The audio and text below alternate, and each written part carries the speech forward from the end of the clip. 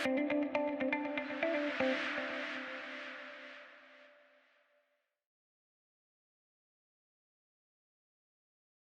going on, everyone? I hope you're enjoying the Modern Real Estate Summit. I'm Sean Herrero. I'm a mortgage coach and a mortgage advisor in Northern California.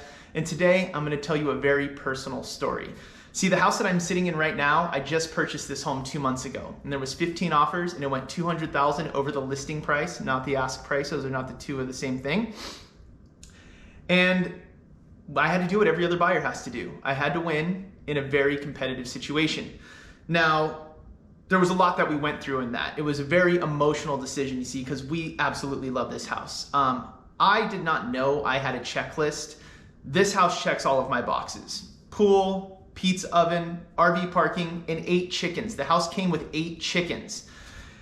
The interior is everything my wife loves. It fits our family perfect. I don't know if it would fit anyone else's family as well as it fits ours. We had to have this house. So we do all our due diligence. We did our love letter. I had a very specific strategy for that. I did a love video. If you're not doing love videos with your clients, I suggest it. And there was 15 offers, and I get that call from the listing agent where she says, "Sean, I hate making these calls." And I drop my head in my hands and just like, I can't believe we lost. I thought for sure I'd convinced myself with all the legwork we'd done with the sellers. Oh, by the way, my cousin shares a fence. They shared the back fence right here with this house. They came and knocked on the door and said, so we put in all the good words possible, but I was still about to lose. You see, I was 8th in the stack of 15 from a price perspective, and I was devastated.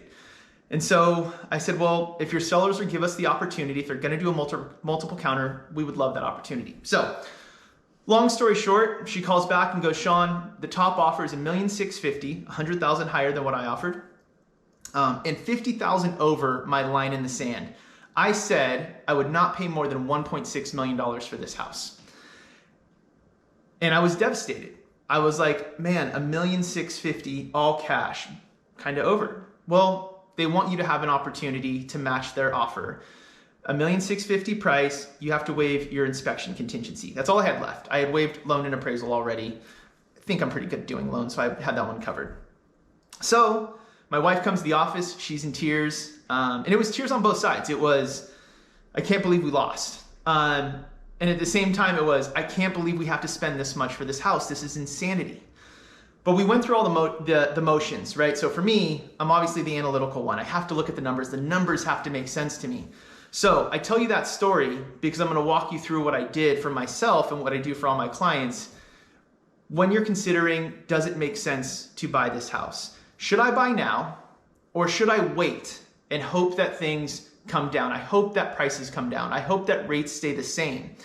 Well, I know that both of those things aren't going to happen. I know that rates are only going to go up, and I know that prices are only going to go up. You see, because if I didn't buy this house, I'd be competing with 14 other people, maybe more, on the next house. And that next house is going to be more expensive. So I'm going to walk you through Mortgage Coach. I'm going to show you exactly what I did on my personal scenario to analyze if this was a good decision or not. And I'll tell you this, 2 months later, I am so glad that we bought when we did. So let's jump into Mortgage Coach. I'll show you guys the analysis. This is something that your advisor should be doing for all of your clients in a market like this. Okay, everyone, so welcome to my personal analysis of should I buy now or should I buy later? And this is it. This is mine. This is exactly what I did. I haven't changed anything since the day I made this.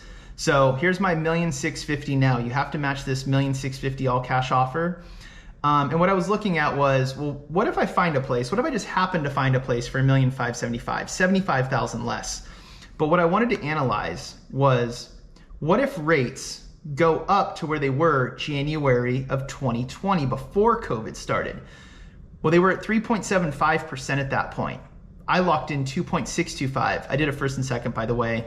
Not important now, but all we're focusing on here is 3.75 versus 2.625. So what would happen if I just happened to find a home that was $75,000 less, but interest rates had risen to maybe kind of pull off some of the demand that we're seeing? Maybe now that rates have gone up, people can't afford as much house, so they have to drop their price, and that puts me in a better situation. Maybe that's what happens. Well, let's look at what happens here. Buying at $1,650,000 right now is $80 per month less in monthly payment. And over just the first 5 years, I'm saving $31,000. And that is obviously by way of interest. So just by looking at this, it becomes very clear that paying $1,650,000 for the perfect house right now makes far more sense than keeping my fingers crossed that somehow prices go down and rates go up. Rates are going up. We know that for a fact. But prices have also just been going up, as we all know.